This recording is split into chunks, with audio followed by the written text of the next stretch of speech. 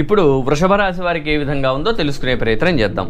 వృషభ రాశికి చూస్తే చక్కగా లగ్నంలోనే కుజ గురువు చక్కగా లగ్నంలో యోగిస్తున్నాడు. ఈయన వ్యయాధిపతి అయిన కుజుడు కూడా లగ్నంలోకి వచ్చాడు. కొంత మీలో అనారోగ్య సమస్యలు ఏదైనా ఉంటే దాని నుంచి బయటపడడం, అట్లనే మీలో తెలియని వేగం పెరగడం, ఇలాంటివన్నీ కూడా మనం చక్కగా కుజుడు వల్ల చూడొచ్చు. అట్లనే గురువు కూడా లగ్నంలో ఉన్నాడు. మీలో చక్కటి ఆధ్యాత్మికత పెరుగుతుంది. విద్యార్థులకి బాగుంది. బంగారపు వ్యాపారం చేసుకునే వారికి బాగుంది. అట్లనే వృత్తిలో కులవృత్తి చేసుకునే వారికి కూడా చక్కగా బాగుందనే చెప్పాలన్నమాట. ముఖ్యంగా చూసినట్టయితే ఇక్కడ రవి కూడా తృతీయంలో చక్కగా యోగిస్తున్నాడు. 17వ తారీఖు దాకా మీలో ఆత్మస్థైర్యాన్ని పెంచుతున్నాడు, ధైర్యాన్ని పెంచుతున్నాడు. వేగకారకుడైన కుజుడు కూడా లగ్నంలోనే ఉండేటప్పటికీ మీలో తెలియని బలము వేగము పెరిగిపోతుందన్నమాట. అట్లానే క్రీడా రంగాల్లో ఉండేవారికి చక్కగా బాగుందనే చెప్పాలి.